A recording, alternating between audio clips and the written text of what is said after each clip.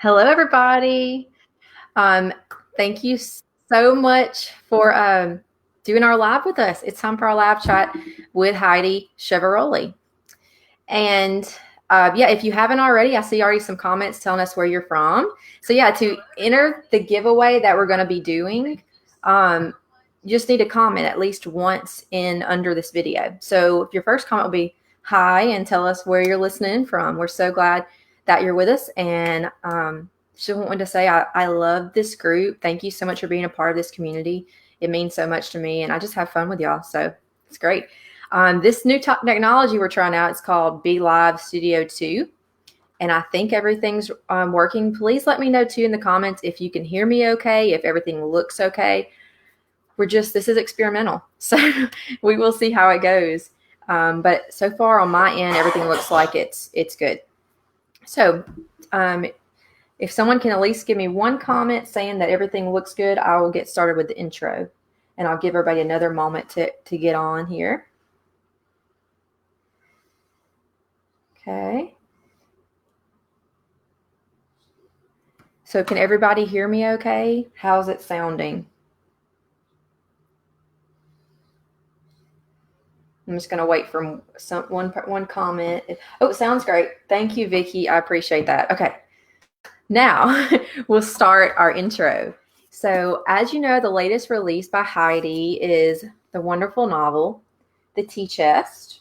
Wait, hold on. There we go. Now you can see it. Of course, it's on the other side of my screen. So I just wanted to read the back cover copy. So for those of you who may have not really heard about it, hold on. Okay, someone just commented, I'd love to know how Heidi pronounces her last name. Oh, Josie. I see. Josie, you said that.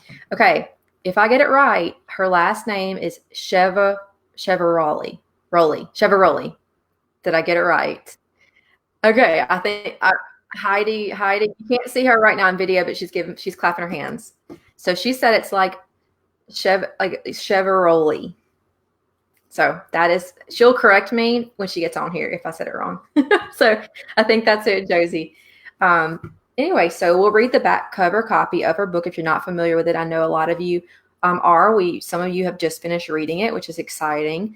Boston, 1773. Emma Malcolm's father is loyal to the crown, but Emma's heart belongs to Noah Winslow, a patriot. Her father's promised her hand to Samuel Clark, forcing her to give up Noah and the friends who are like family to her, as well as the beliefs she embraces. After Emma is drawn into the Boston Tea Party, Samuel blackmails her with evidence condemning each patriot. Sorry, not they are patriots, each participant, including Noah. Emma realizes she must do whatever it takes to protect those she loves, even if it means giving up the life she desires and marrying Samuel. While in the present day, Lieutenant Haley Ashworth is determined to be the first woman inducted into the elite Navy SEALs. But before her dream can be realized, she must return to Boston to put the abuse and neglect of her childhood behind her. When an unexpected encounter with the man she once loved leads her to the discovery of a tea chest and the document hidden within, she wonders if perhaps true strength and freedom are buried deeper than she first realized. So that is what the tea chest is about. And now, also, if I was going to say this before we get Heidi on here, but yeah, just one, like I said before, if you're just getting on here, we're going to be doing 2 giveaways.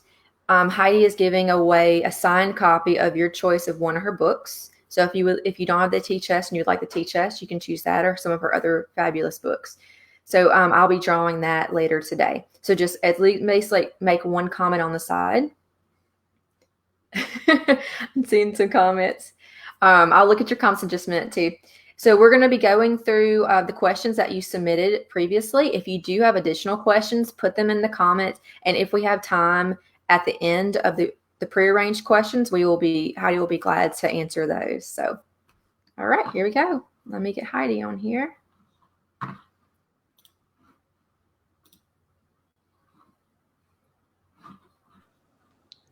Hello, Heidi. Let's see if she's coming up. Yes, you're on. Can you? I can't hear you. Okay. Uh-oh. Uh-oh. Hold on. She says she can't hear me. I can't hear you. Oh no.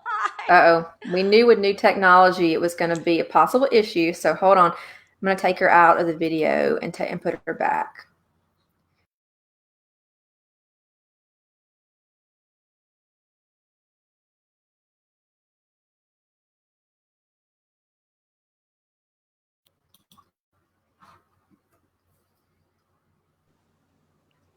Heidi, can you hear me now? Oh, good. Thank you, Okay. Lord. Okay. Yes. Yes. What I had to do was bring both of us back out and put our videos back Okay. in.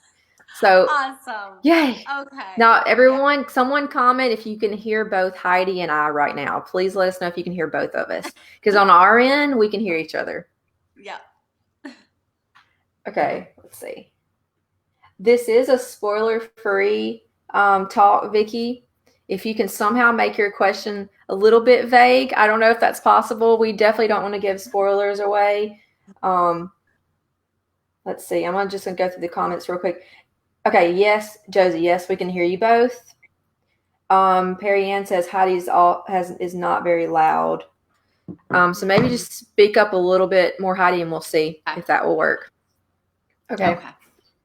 Let's see. Someone says I hear you both. Yay! I think the technology worked. I'm so happy. Me too.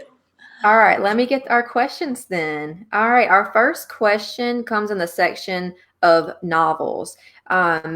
Alicia Parker said, you're a new author to me, Heidi. Which of your books should I start with? Is the tea chest part of a series? Okay. Well, first, thank you, Morgan, so much for having me, and thank you all for being here. This is super fun. We're And I so hope glad you to can have hear you here. me. I hope I'm not echoing at all, and I hope you can hear me. I'll try to talk loud enough. So I write standalone books. So the tea chest can be read without reading the other books. They're all different characters. I suppose if you wanted to read in a timeline well, no, that wouldn't even really work either because my books really are expansive as far as the time. So you can read whatever you want. there's no series or set. They're all standalone. That's nice to know. So if you find a copy or your library has one copy currently because the others are checked out, you just grab that one and read it. Sounds like a plan. All right, good question. Next question is, yes, Rebecca Bell asked. She said, "One question: make decisions on your book covers." Okay, yes. So, can you hear me okay? I want to make sure because I look like I'm lagging on my thing, but everything looks good to you guys? Someone said just speak up a little bit if possible. Okay. So I'm not sure. Sorry, Heidi, I don't want you to have to No. talk super loud in your No, house. that's okay. No, that's okay. People are saying that I need to talk louder. Okay. I'm going to try to talk loud. It's so funny cuz I'm talking really loud and I can be loud. I can be loud. So I'm going to just start yelling. Do what you need to do, but we do want you to protect your voice, too. So. um, so I have 3 Tyndale books. And so Tyndale really does the covers. They have amazing artists over there. And I definitely have a say in the process. Usually they give me a first draft. And actually, I thought it would be fun if I could show you.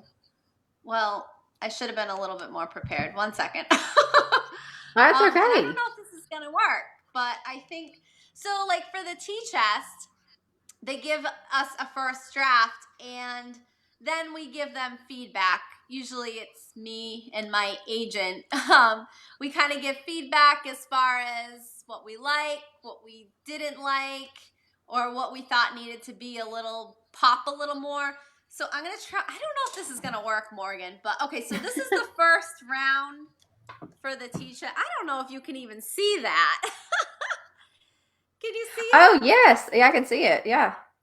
Okay, so they tried to put the wooden boards to kind of give it the tea chest feel. Mm-hmm. and it just wasn't really looking like a tea chest. And so we went in ahead and put the entire dress there. And so that really, I think, worked with the lettering and all that. And this one is the first one, the original one for Freedom's Ring. And there's a little story behind here, but I'll try to put that there. So Oh, well, I that have was seen that cover. actually, yeah, that was, I was really excited about this cover. It showed the split time element Mm-hmm. really Yeah. well. This even went as far as being on retail sites, and then they ended up pulling it, and so there were some problems with it, and they ended up giving me a new cover. So I love the new cover and all that, but it's funny to see some of the marketing decisions. Here you can kind of see, unfortunately, we have some prominent chest area, which I think might have been a little bit of a problem. But That's I funny. love the covers. Yeah, they do a great job, and they put a lot of effort and time into Well, that. and And then, what I loved about the back is like it's almost like a painting. It's almost like an yeah, artwork in the back of the cover of the tea chest. yes. Oh, it's so, yeah, so beautiful how they did. That's definitely, I don't know if I'm supposed to have a favorite, but that's definitely my favorite. You can have a favorite that your books, Heidi, whatever you want to do. Well, and this is not a spoiler, but they spend a good bit of time in the present day in a museum, and there's paintings and things that are connected with the story, and so it makes me think of almost a painting they're probably looking at in that museum. So I thought about that as well. Right, right. Yeah, so true. Very cool. Oh, I want to And say this real quick. Sorry, Heidi, one second. no, Michelle said if you put your headphones in to listen, you can hear Heidi better. Thank you for that tip, Michelle. So if you do have headphones, whether you're watching on your phone or computer, then that would allow you to hear us better. So I have headphones in as well, so I can hear Heidi and myself just to make sure. So okay. yeah, so that's just a tip. Anyway, continue, Heidi. That's fine. Let's see. No, that's okay. So so Tyndale, I published Freedom's Ring, The Hidden Side, and The Tea Chest. With Tyndale, here's the hidden side, That's beautiful and cover. so they did. This is the Freedom's Ring cover.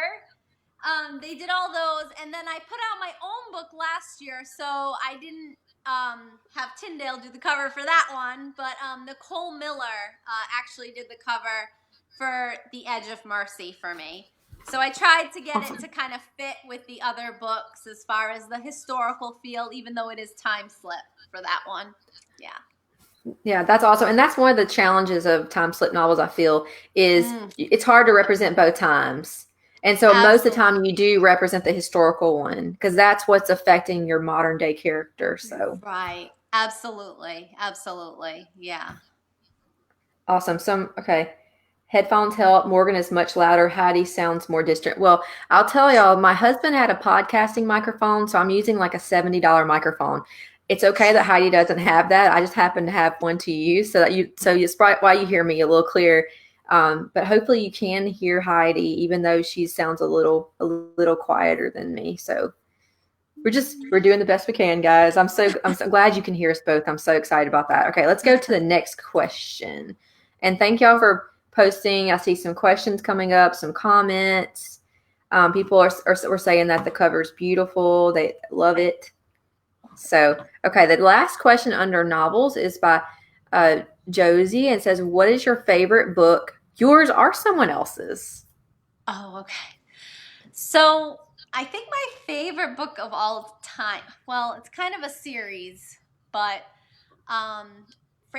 and probably everybody says this, but it's true. This is my favorite series. Francine Rivers' Mark of the Lion series. It starts Oh with yeah, A Voice in the Wind. And those books just totally set my heart on fire for writing and to share my faith through writing. And I was just like blown away that, somebody could write this story that was so powerful on this spiritual level and a complete page turner. And the whole series, particularly the first two books, though, are my absolute favorites. So, yeah. Thanks, Josie, for that's a that good question. answer. I totally understand because um, I love Francine Rivers. Her books are so amazing. So great, good question. Let's see. Okay, we're moving out of novels now. Oh, I have a question that we can answer real quick. Jenny Snow said, I love both of your accents. Where are you from?" I'm from Louisiana, and I'm currently live in Louisiana, so that's my accent. And I'm from Massachusetts, so I guess I have the Boston accent a little bit over here. I guess we have pretty like strong accents for our region, so Right. Well, my son commented representing. on yours the other day, Morgan, when we were testing them. My son's like, "Oh, wow, where's she from?" It's such a different accent. Yeah. Oh, cool. Okay, so that, yeah, so Jenny, that's the answers for that. Okay, now we're going to go into the writing section of questions. How long have you been writing? Alicia Parker asked that. Okay, so this is my first manuscript ever in third grade. I'd crossed the desert for milk. Oh my gosh, that's precious. I love it. So, so I've been writing forever, really. But as I got into later middle school, high school, I kind of put us off the writing. I thought that it wasn't a practical thing. That if I really wanted to be, successful in this world, that I needed to pursue, a career in the sciences or something that was a little more practical. You can definitely make some money there. And so sadly, I put aside my writing. I ended up, actually, after 9/11, I ended up dropping out of college. It was the beginning of my sophomore year of college. And I ended up dropping out. I was majoring in dietetics, which I really liked that area, but it wasn't where my heart was at. And my parents had just split up and then got back together, and I missed my boyfriend, and we had 9/11, and I just wanted to be home. So I ended up quitting college. Shortly after that, I ended up marrying my high school sweetheart, who's now my husband.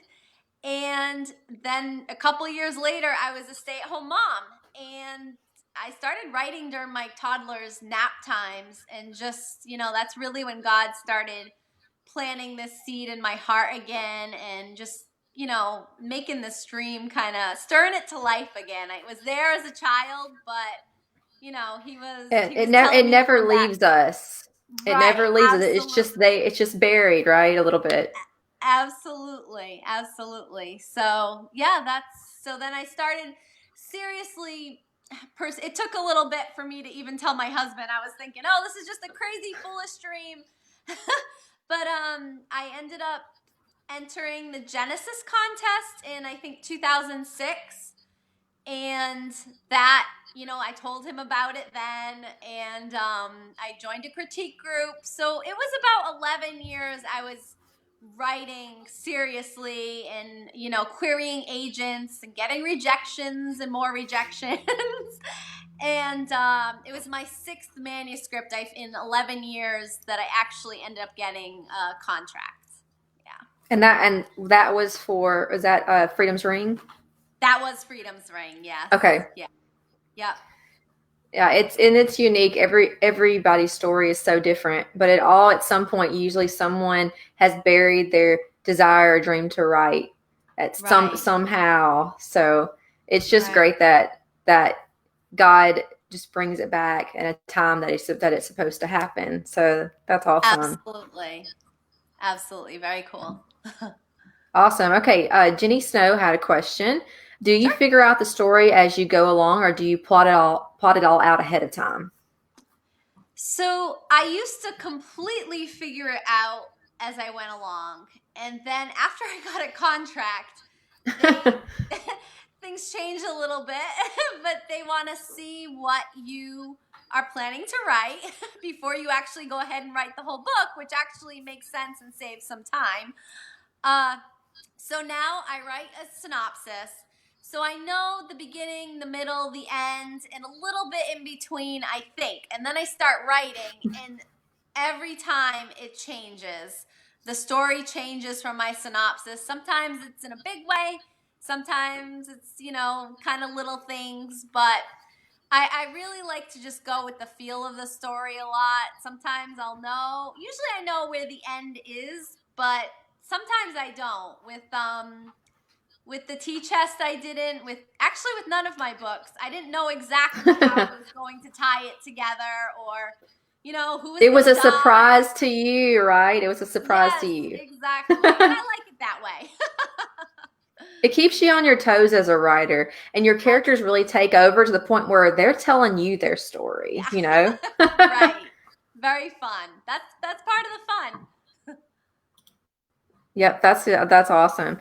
Um, let's see, okay. Our last question in the writing section is from Aaron Larimore. What made you want to write about the Boston Tea Party, and what was your inspiration for the modern day timeline to go with it? Very good question. Okay. Yeah, that's a great question. Thanks, Erin. So, and this isn't going to sound very exciting, but I was actually brainstorming with my editor. And I mean, I love Boston. I'm right from there, and I love the revolution. But she's the one who actually suggested to me, why don't you do something about the Boston Tea Party? I was like, oh, yeah, that would be interesting. Everybody knows the Boston Tea Party, but I hadn't read a lot of fiction books surrounding the event, or even really, I don't think a lot of people understood why it was so pivotal to the American Revolution. So I was like, okay, yeah, I'll do that. So I researched it.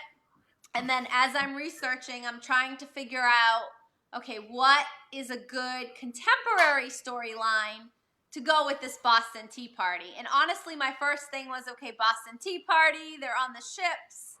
Okay, ships, Navy. And so then I'm thinking, I have this strong historical heroine, and I need this strong contemporary heroine, and what better place for her to be than the Navy?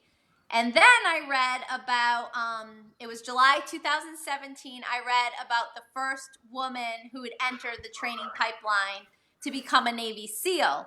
And I was like, whoa, that's it. Yeah, you can't get any more serious than that. I mean, Right. wow. Talk about guts and this desire to serve your country to this extent. And so I really wanted to parallel these two and kind of see how that would all fit together. So Yeah, I I think think I it think that's awesome, and it really worked. parallels like modern day fighting protection soldiers battle with the past. And Absolutely. and I do agree. Like, just I mean, I've learned history about our own country that I didn't know much about from your books, and that's one reason that I love to read. And what I love about Split Time is just being able to learn and see glimpses of history and how it connects to the modern day. So you did that beautifully Absolutely. in the tea chest. It was so good. Oh, thank you. Thank you so much. You're welcome. Great question, Aaron. Well, now we're actually going to go to the section where it's about time split novels.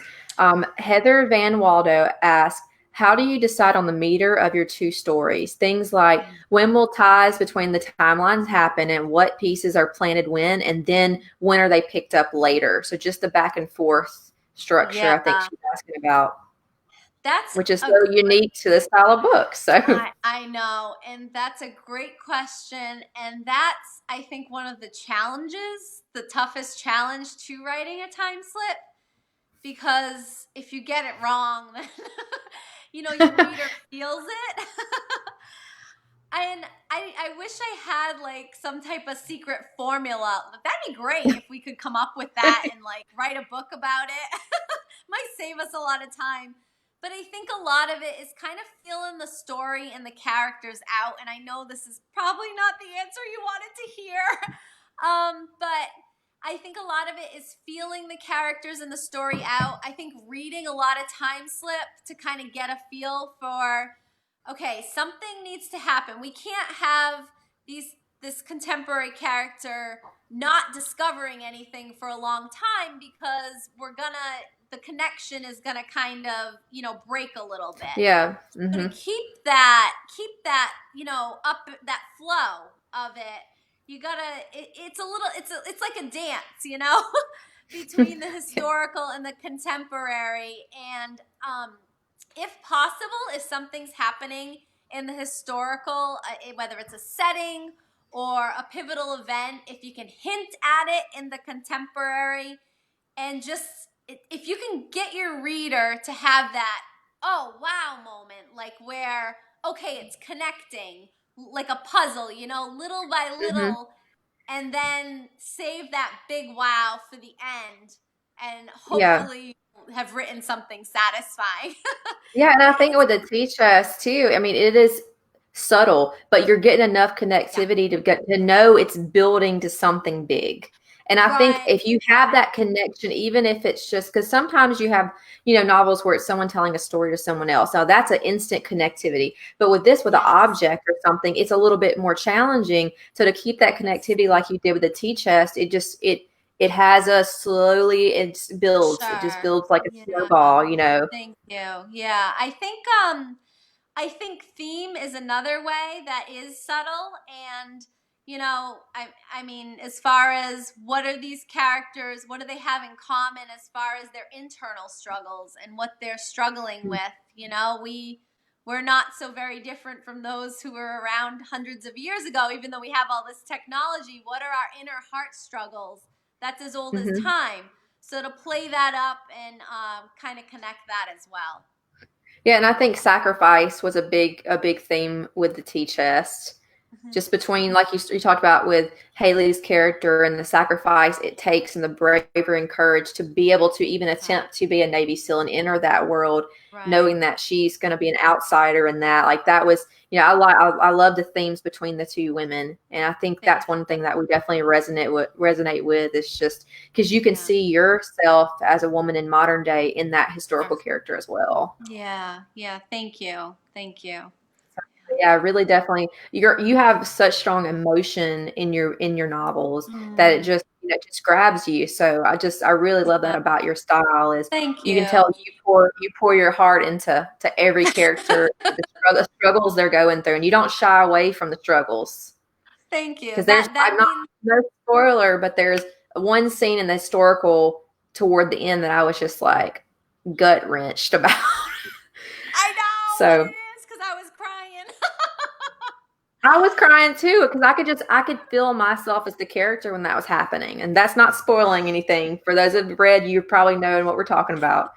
So Thank you. That means a lot, and I think I'm a person that feels strongly anyway. So it's almost a need to put it down on the paper, and hopefully it will connect with readers. yeah, no, I think so. And to translate your actual emotion onto the page is a challenging thing. Yeah. And I think Yeah. we definitely, from me as a reader, I feel that in the tea chest for sure. So good job. um, Thanks. Next question is from Perry Ann. Do you write each time period separately, or do you write Mm, it, I guess, back and forth, like with the time split, yeah. your writing Yeah. style? Right. That's a great question. So every time I start a story, I start it as how it's being read. So the back and forth of it. And then always this has happened. One story will just take me away and I will go with it. So in Freedom's Ring, it was the historical. In The Hidden Side, it was the contemporary. And in The Tea Chest, it was the historical. So I will kind of sense that this is the story that is going to kind of be, moving the whole thing along, and it's the main part. And then to go back and write, the other one around that one is easier for me at that point. So usually it's, a few chapters in and I'll sense where it is and then I'll just Mhm. go with it. That's good to hear because a lot of authors they do write back and forth. Well, I'm an aspiring split time author, and with my books, I started doing that, and it's very challenging when you start out for Yeah. sure to go back and forth to get the Yeah. measurement right, the pacing, and so. Absolutely. In my first one, I had to go back and rewrite a lot, which was really tough with split time. But with my next novel I'm writing, I decided to write the first like 3 chapters, like kind of like you're saying, and then see what was Right. taking me. And I'm writing the whole past story thread Nice. right now, and then I'll go back and Nice. weave the contemporary in. Yeah, So I'm really liking absolutely. that approach. It's different, but I feel more, especially still being a very novice in this challenging style of writing. I feel like that's a Yeah. good way to approach it. If you're Yeah. if you're interested in starting out to write this. Yeah, absolutely. I think it's whatever works best for you. Like, I know a lot of Yes. split time Mhm. authors can do the back and forth and they probably can connect it really good. So, that's awesome too. But And then yeah. some people, they'll write different chunks of a split time and I'll put it all together and I'm just in awe. Like, I don't know Yeah, me too. how. Like they're like, Me well, I too. wrote this middle scene and the ending, and then I wrote the beginning, and then I'm like, I'm already lost. Like, Yeah, kudos yeah, to I you. can't do that either.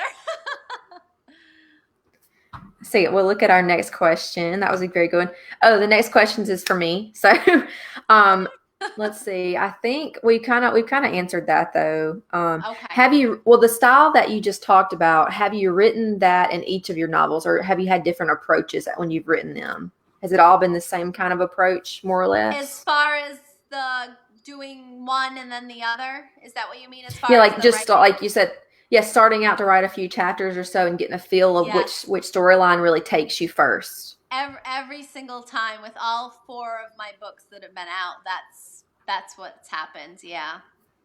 Okay, awesome. Yeah.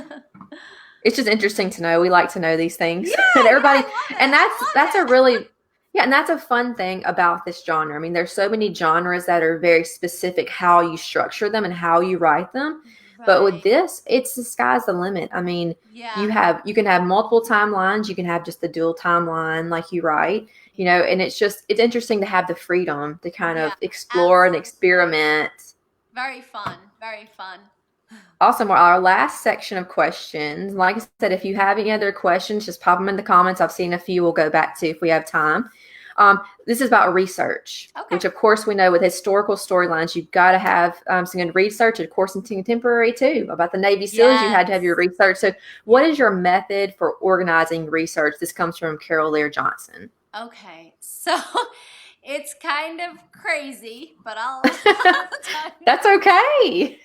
So my first step is to go on my library's website and check out every single book possible that they have on the subject, whether it be the Boston Tea Party or um, the Navy SEALs. And I'll go on Amazon too, make sure I didn't miss anything. I will also get children's books, and these are great for kind of a bird's eye view of what I'm looking at. And they're kind of not as intimidating, but a lot of them are really, really well done. And I wouldn't discard those if you're a writer who's researching, because you can get a lot of good information and sometimes the most important pieces, and then you can dive in deeper where you need to. So I use children's books, and then what I do is when I have this huge pile of books and I've brought all my bags to the library and they're looking at me like I'm crazy, I'll bring them home and I'll go through them and I'll see which ones I really know. I'm like, this is a must. And I'll buy that one and I will totally mark it up. I'll just underline things that I know I want to include or that are going to play a part in the story, and I'll just kind of mark it up and do whatever, make notes in the margins. And other ones I'll look at and I'll just write notes. I'll end up with, 30, 40, 50 pages of notes. And a lot of times I won't use even a quarter of that, but I think it's just seeping into my brain and I think it comes out in the story even if I don't plan for it to. So, and that's pretty much it. Usually most of my ideas come during my research. I start my research having this hazy idea, and then I'll read about, the tarring of John Malcolm, and wow, that really happened. And I'm like, this needs to go in my book. And then I'm thinking, okay, well, this was a real man, and he was pretty. He was a tough cookie. And I'm thinking, okay, what if he had a daughter who is sympathizing with the Patriot cause, and what if she's falling in love with one of them, and how would that look? It's all that the what if question, right? Yeah, absolutely. So the actual history, definitely inspires the story, and I think it's more fascinating that way a lot of the times, for me Yeah, anyway. I think so too. And I think too, as a historical writer, if you can already have groundings in the actual history Yeah, and characters, it helps to anchor your plot that you're building. You absolutely. know, and we have several comments. Thanks. Children's books are a great suggestion. They said they hadn't thought about that. Some people said yes, Good. she uses children's books. So yeah, and it's funny because actually I was I'm a newspaper reporter, and we're a small town, so we report on all kinds of things. But I went to a school for Dr. Seuss Day Yeah, yesterday and took yeah, pictures. They were having a book fair going on, and I love to go to the book fair anyway because since I was a kid, yeah, nostalgia. But yeah. I love it because they usually have children's history books, and I Right. love it because, like you said, it gives you the core of the facts Yep. without having to read 300 pages, because some of those Yes. history books can be sound very academic, which you're not wanting as much theories and Yeah. things. You're wanting the core of the facts and stuff to Yep. base, to start with. So Yeah. I totally agree. That's a great starting Yeah. point. And it's fun too because they usually have lots of fun diagrams and images and Yeah. pictures, Yeah. which I helps definitely, visually to start seeing things. right, absolutely. I would definitely move past the children's books once you know where you're going, Yes. but I wouldn't discount those. Those are so valuable. Yeah. Let's see. I'm looking. We've got two more questions. This is from Mary Sunshine. What was the most interesting historical information you learned while writing the tea chest? Mm. I actually already said it, so I think That's okay. I was really blown away by this whole tarring and feathering thing, because all I remembered when I thought of tarring and feathering were those silly political cartoons that were in Oh, history yeah. books with the men, and they got the little feathers on them, and they look kind of unhappy that they're getting paraded around the street. But it seemed like more silly and comedic than Yeah. the serious act that it is. And this was what they did was, it was horrible. I mean, and these are patriots. And and reading it in your book was horrifying. I think you were Yeah, probably, super close to super realistic. It's like to the point yeah. where you're like cringing I know. I'm because sorry. it really puts you in the moment because it was like you said, like I thought about those political cartoons too. It was like three feathers on top of their Yeah, shoulder or their head. And you're like, looks like they just put them in a chicken suit and then tore off part of it. Like that was not exactly. it at all. It was very intense, and it doesn't Exactly. go into whether someone deserved it or not, but just the act itself was Yeah. horrible. Yeah. So researching that, and then of course all of it that's behind that is, okay, these are patriots. This is supposed to be the good side. And yet they're really doing this horrible thing to this man who, he wasn't Hmm. much of a picnic, but Yeah. he deserved this. And so Yeah. just kind of showing the two sides there was interesting. I think it's important too because your main character in the past, she was caught between these two worlds. For her to see the horrors of both sides, I Yeah. think that was important too to Yeah. show both sides for her because it was like her being tugged back and forth between the two sides. Absolutely. So, Absolutely. good question, Mary. Okay, last question is from Heather Van Waldo. How do you go about historical research? Do you have a historian style with piles of information and sources, or do you have a researcher's view with just enough info to accomplish what you need? You've kind of talked about a little bit about this, but Yeah. you said have a lot of information. You kind of start condensing down. Yeah, I try to get that bird's eye and to really, but see where I'm going with it and what I need. It's tough because you could honestly be researching forever, and I really could be because I love it. I I think understand. it's definitely important, but at some point you need to stop the research too and actually write the story. So I wouldn't, Yes. yeah. So I would say definitely doing enough research to get an authentic story down. Make sure you have your facts right, dates, places, what are the people feeling at that time, and is it true to history? Who are the people who are in that town or city, and you know the Mhm. different sides of it and all of that. I think to get the main things down is very important. And then the time period things, as far as what they would have been wearing, or Mhm. what shops would have been around, or little things like that. It just all Yeah. serves to create this authentic part of the story that you want your story to be authentic.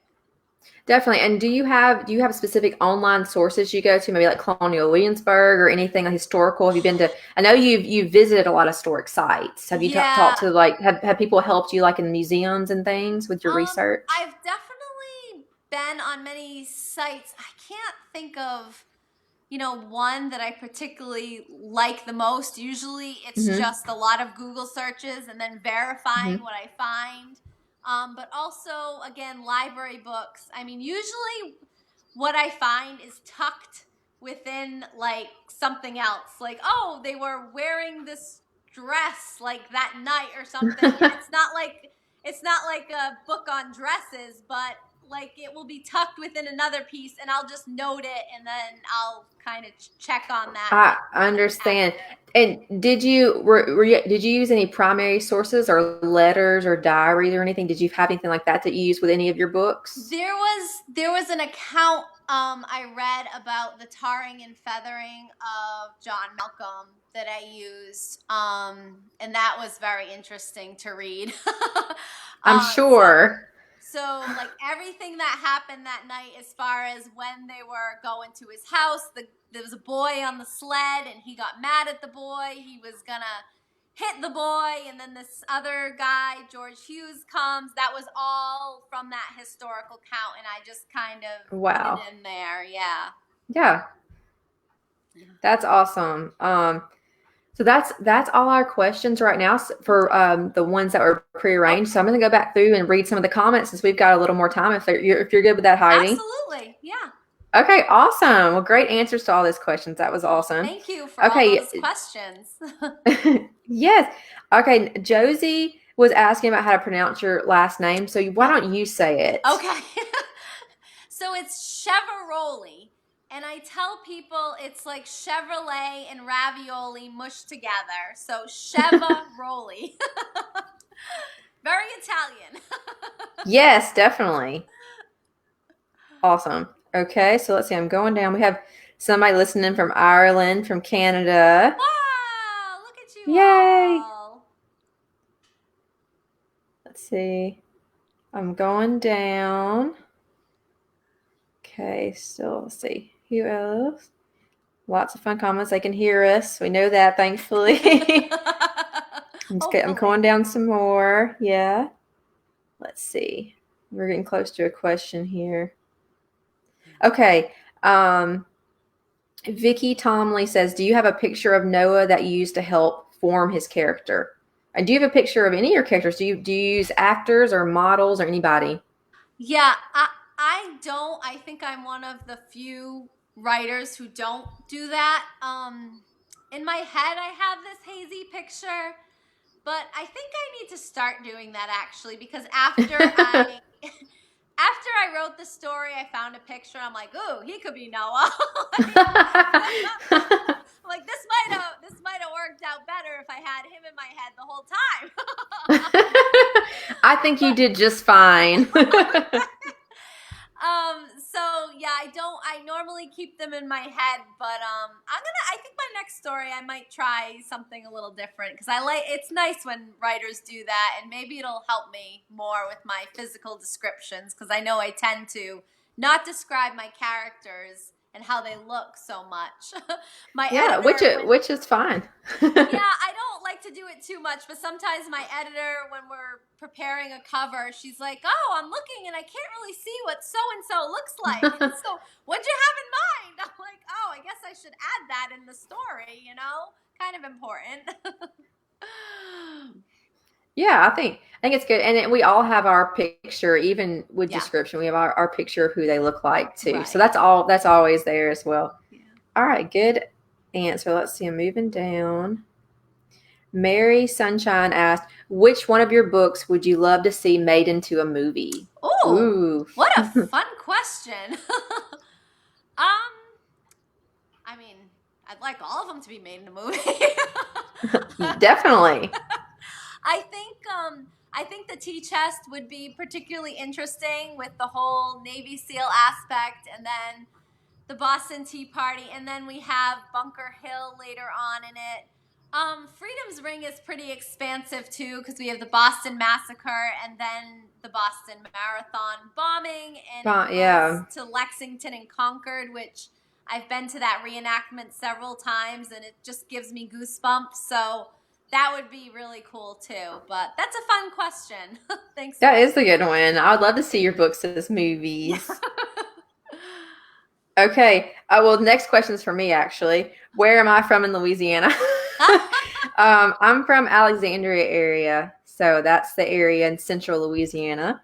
So we apparently have two people from Louisiana on here that I don't know personally, Oh, so fun. awesome. Very fun. And then Heather Van Watto has a request. She wants us each to say quarter, the word Quarter? quarter. How do you say it? Quarter. Oh, I need to Quarter. say hoarder. Hoarder, right? Quarter. Quarter. I Yeah, don't know. that hoarder. I don't. I'm not so bad. I don't say hoarder.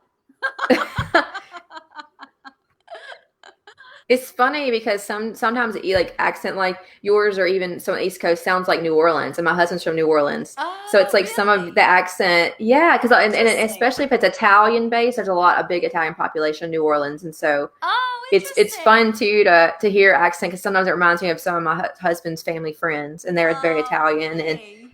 so it's interesting. Accents are interesting. Cool. All right, that was a fun question. Let's see. Let's move down. Um, Heather Van Watto says, 11 years. Wow, you go, girl. So it takes Aw, a long thanks. time. The writing journey is usually longer than shorter in my Yeah. and from everyone's experiences I've talked to. Yeah, and Let's if any see. of you are writers out there, I would just encourage you that if it's on your heart and you feel that God has put that there, that just keep persevering and run that race, because I think when I started writing, I thought either I had it or I didn't. And then when I got that first bad contest score, I was like, oh, I guess I don't have it. But somebody told me that writing can be learned, and I chose to believe that, and I do believe that. And so we can all work hard. We can all strive Mm-hmm. to that. So it's just whether we want to or not. And it is. It's a lot of work. It's a lot of tears and sweat, but it's definitely worth it. So if you feel like it's there, keep going, because you Yeah, got it if you persevere. I agree, and I'm in my 10th year right now of Oh pursuing this. wow, you And go, Morgan. there's been some breaks in there, of course, too. With like I have a toddler, which and I got married 5 years ago. So in some of that, I took some breaks, but Yeah, yeah. So you just keep going. Even if you take a little break, the important thing is you get back on it. Don't be absolutely, discouraged and just keep going. absolutely. And Okay, Perry. Oh, go ahead. Sorry, go ahead. no, I was gonna say I've talked to a lot of writers who love the idea of writing, but they don't sit their bottom down in the chair and actually write. And So Sharon, do it. Yeah. I would definitely do that too. Definitely, and write the story that's on your heart. I mean, if it's, I honestly wouldn't recommend split time to start writing on because it is challenging. Believe me, I can say from personal experience. But if you like historical, just write a straight historical or a straight contemporary. Just write, and you'll get better as you write and study the Right. craft. And they have audio books on craft books now, which is great. I listen to craft books through my headphones sometimes, and Yep. it's just great to hear that. Yeah. So you just keep learning and growing, whether you're published, multi-published or not, right? You're still learning and growing, Absolutely. Heidi. Actually, I just dug out Brandolyn Collins' book, Getting into Character, this morning. I was starting a new story, and I'm like, I want to really get these characters good, so I dug her book out. Oh, that's great. Well, we're running out of time, but we're gonna try to get a few more questions. Okay. Perry Ann said, "Do your characters talk to you?" I suppose while I'm writing, they definitely, I'm like them when I'm writing. I don't like hear voices when I'm like making supper or anything, but That's from quite my all right. It's characters okay. anyway. But as I'm That writing, they're definitely just all of a sudden I'll be like, wow, where'd that come from? How'd they say that? Like, I don't feel like that's me. So in that sense, they definitely talk to me. Well, and that kind of goes into Ruth's question. Do your characters ever rebel against your plans for them? Oh, absolutely. Yeah, that's why I don't make very, strict plans for them, because I know they're gonna rebel. They're gonna be like, nope, nope. Yeah, yeah, yeah. That's great. I love that. Beth Foreman said, "You cool to hear how you were inspired by a real life person pursuing Navy SEALs woman. Have you sent your book to her? Does she know about your book? Do you know?" She is not identified. So they did not release Oh, her wow. name. Okay. Yeah, they did not release her name to the press. I guess it was just for her protection, or they didn't want a lot of hype around her. So I don't know who she is. So that's That's good for her to not be identified. That is good. which was something that intrigued me all the more actually when I read it. I'm like, who is this lady? And I want to make a fiction story out of her. So I don't know if she Definitely. knows. Maybe she will. Maybe she will be passing a bookstore and see a book and Right. like, I've got to read the back of that. And then she goes, "This is It's about me. me, kind of. It's inspired. It's inspired by my story." Okay, Yeah, yeah, cool. yeah. That'd be cool. That'd be very cool. Yeah. We're gonna just say it happened or it's gonna happen soon. Yeah, Yeah. Okay, that's I gonna like happen. that. Jay Josie said, "How did you decide to write split time novels? Is that just how the first story came to you, or did you set out to challenge yourself with this difficult way of writing?" Oh, great question. Good Thank you, question. Josie. I started writing historical. I just always loved history, and my first three manuscripts were historical.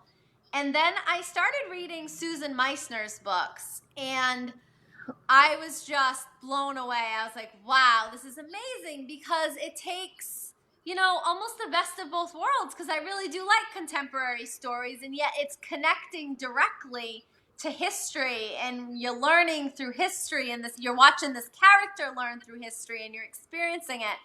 And so she really inspired me, and I'm like, I'm going to try my hand at this. So I wrote what is actually The Edge of Mercy as my first time slip try, and that actually landed me an agent. And it kind of, I could tell that I had hit on something a little bit more unique. Historicals at the time, they said they were kind of tanking and I wasn't getting much response. But as soon as I moved over to time slip, I'm not saying that's the case now, I don't really know exactly, but as soon as I moved over to time slip, at that time anyway, 2014 or so, I started getting a little more attention. I didn't get a contract on that, but I did make it to boards with a few publishing houses.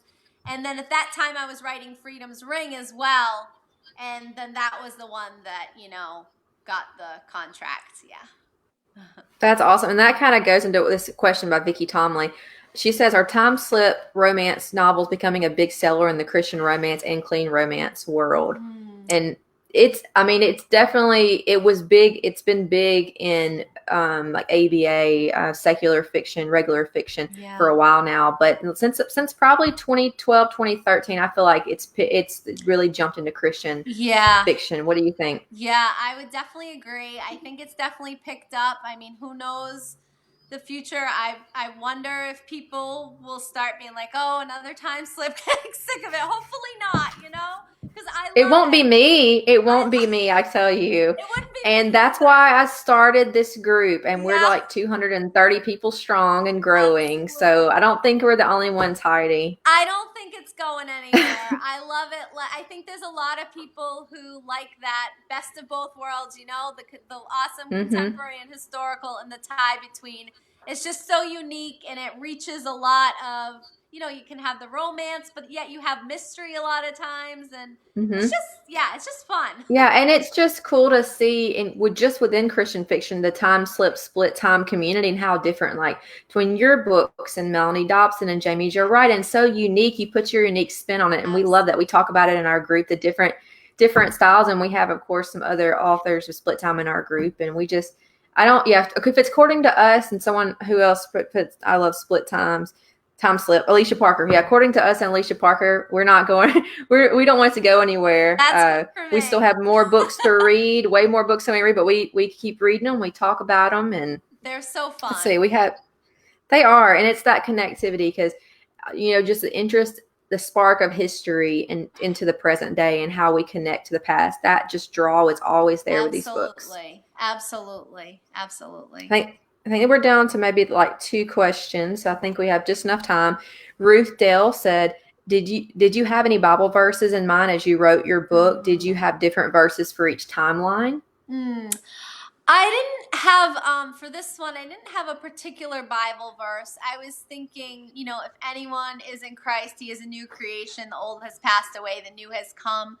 So that was kind of the general feeling I was having as far as, these strong characters that want to be in control, and yet they need to release that need to be in control and give it to God and kind of let go and let this new person they're going to be in God take over. So that's probably the closest, but I didn't put that anywhere in the story. That was just my own theme as far as, okay, Mhm. what these ladies, what I want them to look like at the end, this new creation that can kind of release some of this need for control, because I can definitely relate to that. Definitely, yes, I can too, and I think that's great. Great answer and great question. Hey, Beth Foreman said, "How long does it take you to write your book?" She always likes to hear about writers' routines. Yeah. So when I was starting out writing, this answer was a lot different, but I've gotten faster as I've written. And if I can get my research done in 3, 4 months, then I can usually write a book in about 3, 4 months. And that is pretty fast compared to my first book. It was like 2 years. My second book was like a year. But I think the more I write, the more I get a feel for how it needs to go. And also, I think I've gotten better at discipline too. Like, I need to get this many words done. I have a deadline. I have a responsibility. It's not just me. Other people are depending on me to make this. So Hmm. that helps a lot too. But I think having those word goals for every day, every week, whatever, it's a big for me. Good. Mary Sunshine said, "Do your boys love to read, and do you ever bounce ideas off your family?" Oh, yes. Actually, when we were talking about this book, my youngest son, he knew it was going to be dedicated to him because I had dedicated The Edge of Mercy to my older son, and my first book was to my husband, so it was his turn. And he said, "I think you need to have a Noah in the book." My son's name is Noah.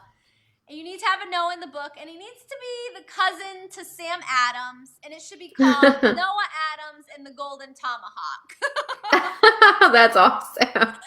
So we didn't go with that, but I did name a Noah after my son Noah, and so that was fun, bouncing that around. They do like Tell to him he can write that novel. He yeah. can write that novel. Right. They do like to read. I think they used to read more than they do now, unfortunately, but they still read before bed every night, and yeah.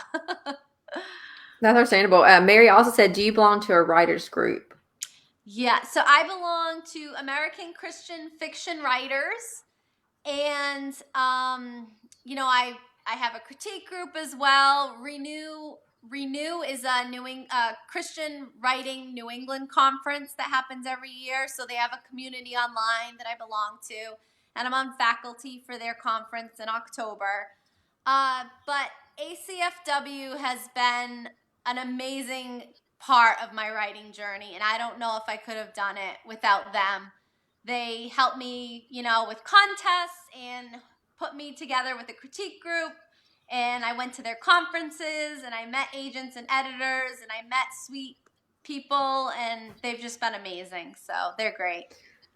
That's awesome. Yeah, I'm involved with that as well, and Yeah. it's been great. I'm going to the conference, and I entered the Genesis, and I'm pitching at the conference, so I'm like super nervous and Awesome. excited. Oh, you're going to be awesome. That's great. I'm excited for you. Thanks. I'm excited. I'm just working hard, and it's going to be a lot of fun. I know too. Getting to see a lot of people in person. I may see some of our group members there, so I don't know. Very fun. Our last question is a really good one from Josie. Can you tell us what's coming next for you, Heidi? Oh, yes. Okay, so my next book is releasing with Tyndale next year at about this time.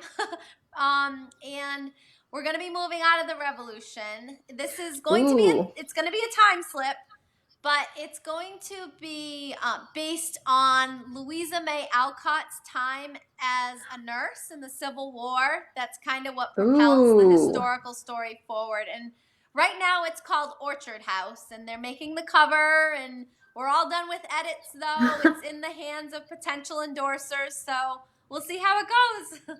That's so exciting, Heidi. Yeah, I'm Was it excited. hard? Was it hard to leave the Revolution time period away? Was it time like behind you? On it, I love Revolution, and I may go back to it, but honestly, I like to do different things, so I didn't want to necessarily be tied there either. So I was ready. It's a good break. Yeah. That's awesome, and I do. I love when authors do the same time period or when they change it up. I mean, Yeah. Susan Meisner, like you mentioned, she's done so many different timelines and stuff, and it's just fun either way because we get to learn about history or see some history we know about in this author's and this character's eyes, and so Absolutely. we just say we're looking forward to your next release, and we'll be talking about it in our group, I'm sure. But we are out of time. So thank you so much, Heidi. We're so glad to have you as our guest today. It's been great. Thank you for your questions. Thanks for reading. And if you did read and you wouldn't mind leaving a review, I would be just so appreciative. So thank you so much. That'd be great. We'll definitely do. You're welcome, Heidi, and we will hopefully see you soon in our group. Okay. Sounds like all right. Bye. Bye. All right, everybody. Thanks so much for being here. If you've at least commented once under our video, then you'll be entered into the giveaway. We're going to do 2 giveaways. Your choice of one of Heidi's novels. And if you haven't read The Tea Chest yet, I think after today's video, you'll definitely want to read it, and you should read it. It's fantastic. I had the joy of being on Heidi's launch team for it and got to talk about it with her and the other launch team members, and I really enjoyed it. But thank you so much. I hope y'all have a great Saturday, and we will look forward to just chatting in our community, our group, like we always do.